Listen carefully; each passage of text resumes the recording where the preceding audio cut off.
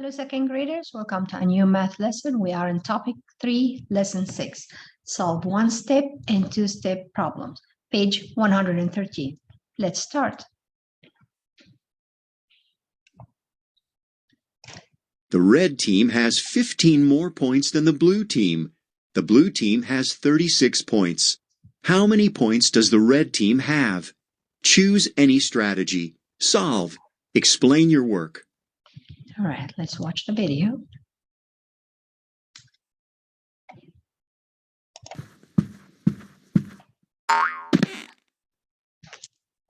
How can you solve one-step and two-step problems? Matt sold 17 tickets. Jen sold 8 fewer tickets than Matt.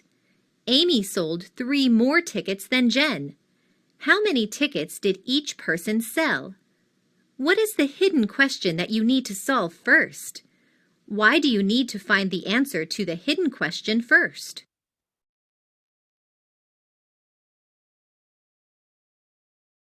Okay, this is considered two steps as it's two questions in one part. So it's like two parts of question. So that's why we need to answer the first part to be in order to be able to answer the next part. You need to find how many tickets Jen sold. You must find this information first because you need it to find how many tickets Amy sold. You know that Matt sold 17 tickets. You also know that Jen sold 8 fewer tickets than Matt sold. How can you use this information to find how many tickets Jen sold? All right, so I know that Matt sold 17, and I know that Jen sold 8 fewer than Matt. So that means if I subtract what Jen sold from Matt, I'll be able to figure out the rest of the problems. Subtract to find the answer. 17 minus 8 is equal to 9. Jen sold 9 tickets. Nice work! Now find how many tickets Amy sold. You know that Jen sold 9 tickets, and Amy sold 3 more tickets than Jen sold. Which operation can you use to find how many tickets Amy sold? Select your answer. So we know that Jen sold 9, and we know that Amy sold 3 more than 9. That means we need 2. Very good. Addition. Add to find the answer. 9 plus 3 is equal to 12. Amy sold 12 tickets. Always check to make sure your answer makes sense. Does it make sense that Jen sold 9 tickets? Does it make sense that Amy sold 12 tickets? Why or why not?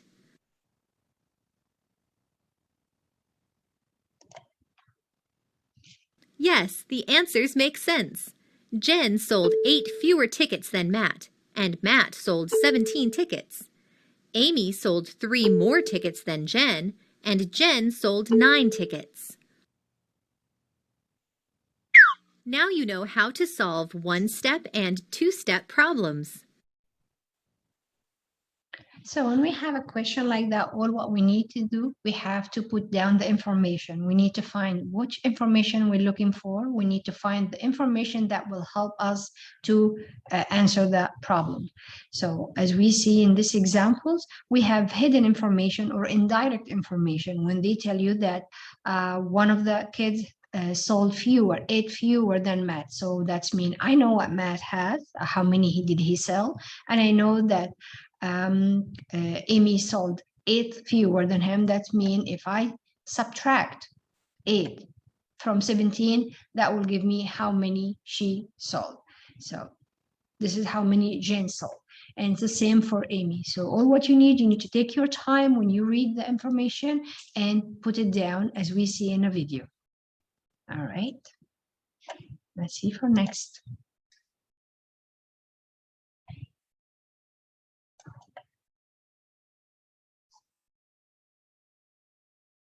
So guided practice. Solve the two-step problem, show your work. Remember, all what you need to do, just break it, find the information you have, see what's hidden, how you're going to get the hidden information in order to move to the next step of your question. So Steve read 15 books. Sam read 9 fewer books than Steve. So I know that Steve read 15, and I know that Sam read 9 fewer books than Steve. So I need to find out how many books Sam read. So 15 minus 9. All right. Then you put your answer, 6.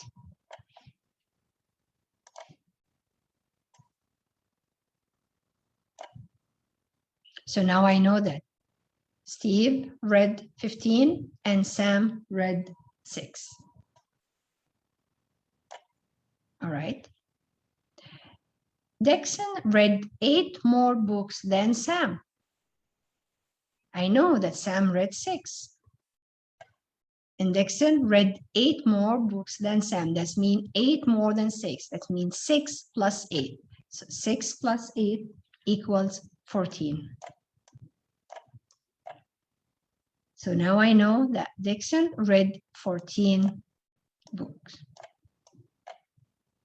So here the total. This is what Dixon read. And over here, this is what Sam read. And the 15, this is what Steve read. So what you do, break the information, see what's hidden. See, for example, this is considered hidden information. They didn't tell me directly how many books did Sam read, but I know that 15 minus 9, which is 9 fewer books than Steve, give me 6. That means this is the number of books that Sam read. And same for Dixon. They didn't tell me that Dixon read 14 books, but they gave me indirect information that Dixon read 8 more than Sam. So I know that Sam read 6, 8 more means plus, so 6 plus 8 equals 14. Now I know that Dixon read 14 books. All right.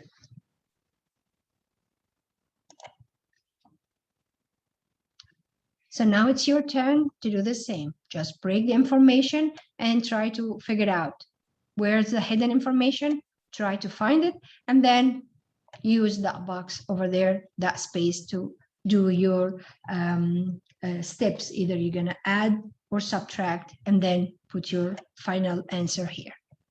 All right, that's it for today's lesson, second grade. Thank you.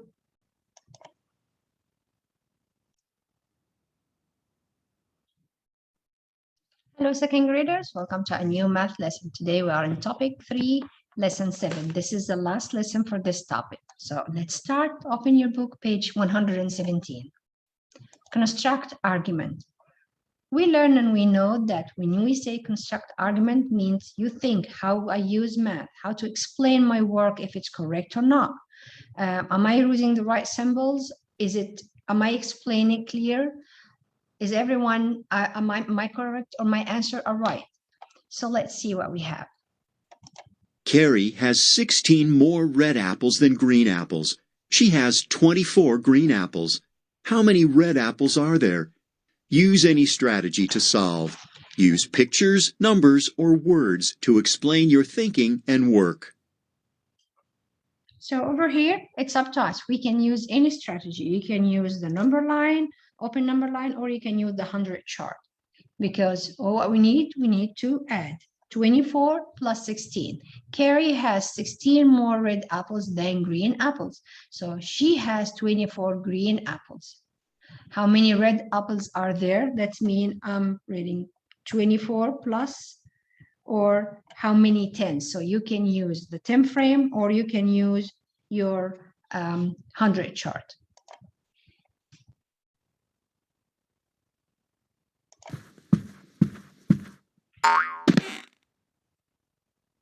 What are some ways you can make a math argument? You can use pictures, words, or numbers. Is the sum of 48 plus 23 the same as the sum of 50 plus 21? Make a math argument. You can use an open number line to find each sum.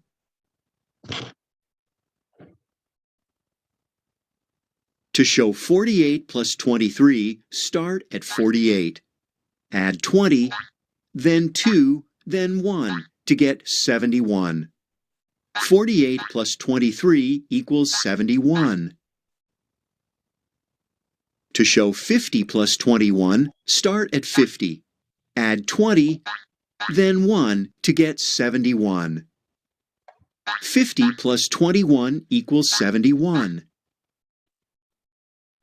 Is the sum of 48 plus 23 the same as the sum of 50 plus 21? Select your answer. Okay, before we select the answer, let's just go through this. We have here the open line frame or open line number line. So we have 48 plus 23. We know that we used to go either one jump as 20, or if you want to go two jump like 10 and 10. So you can go just for 20. And then we add the ones 3. 2 plus 1 equals 3, or if you want to go small step, 3 small steps. So it's gonna have 20 jump, that's 20, so 48 plus 20, 68, and then you can go 3 small steps like 1, 2, 3. Your answer would be 71. And the same for 50 plus 21. Or what we do, you go one jump, that's the 20, and then you have only one ones, which is 1. So 21, that's 70, 71. So do you get the sum? Do you get the same answer, same result, adding 48 plus 23 and 50 plus 21? Yes.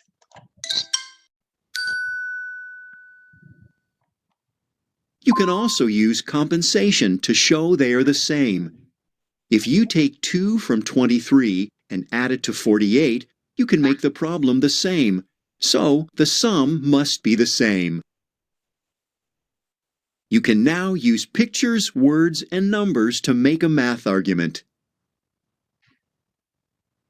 So to show your answer, to show that you understand the equation, to show that you have the correct answer, you can use picture, you can use words like explaining in your words, or you can use numbers. So we use picture here when we use the open number line, and then you can use words by explaining what we're just saying. Now you can write it down, or we can use numbers. For this part, we use also different strategy, which is like compensation. When you try to make, to move here, we move 2 from the 23 to make the 48 number with 0. So we make it 50. So that was easy to be 50. As you know, when we add from here, we take it from that second addend. So we're not changing the addends. They are the same. We're just moving from here. So if I add 2 for the first addend, I remove the 2 or take away the 2 from the second addend. So 48 will be plus 2 will be 50, and 23, if I take 3 from the 2, will be 21. So 50 plus 21, the answer is 71. So that was another way to do my question. All right.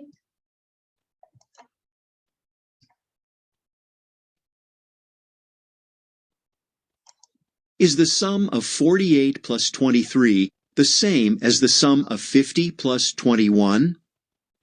One way to make a math argument is using an open number line.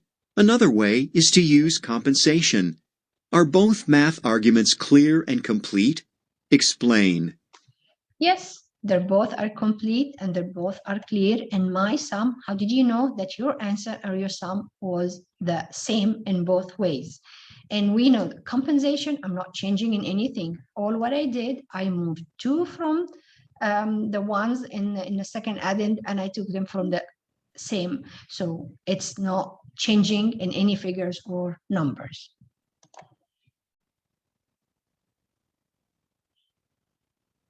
Okay, let's see the guided practice. There are 16 chickens in the yard. There are 19 chickens in the barn. There are 13 nesting boxes. Will all of the chickens have a nest? Explain. All right, let's see again. There are 16 chickens and then in the yard, and there are 19 chickens in the barn. There are only 30 nesting boxes. Will all of them chickens have a nest? Explain. So all what I have, 30 nests. So this is the 30 nesting box, and these are the chickens. Well, I would be having for each chicken a nest. We need to explain. First, I'm going to use numbers. So let's see here. What am I having? I'm going to say 16 chicken plus 19 equal 35.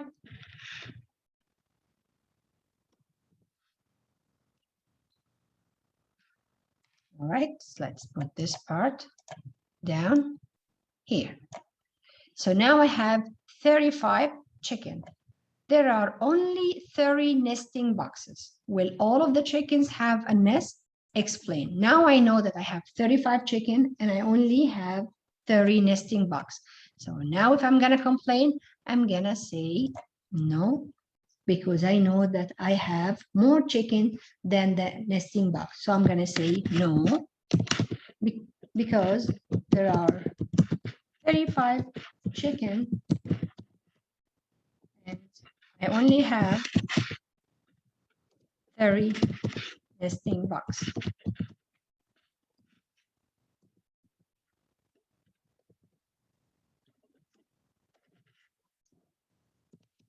So they won't be enough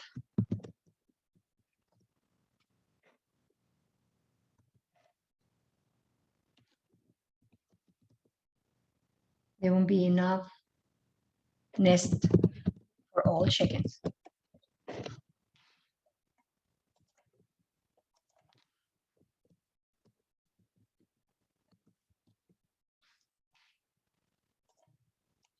Okay. So for this question, I use numbers and I use words to explain my strategy and explain my work. Okay. So now I will leave you with the independent practice. You have the same. You need to find out the way you're going to solve the problem. You need to break your information, and you can either use numbers, words, or even you can draw like that if you can use the open line. All right, so that was the last lesson for this topic. And this topic we learn about add within 100 using strategies, and we have different strategies. We use the 100 chart, we use the open number line, we use breaking apart the numbers to add. We also use compensation by taking from one add-in to add to the another add-in. So these all different strategies help to get your answer and to help us to get the right correct sum or total. So that was the last lesson for topic 3. After that, you have the rest of the exercise and the practice. All right, that's it for today, second graders. Thank you. Bye-bye.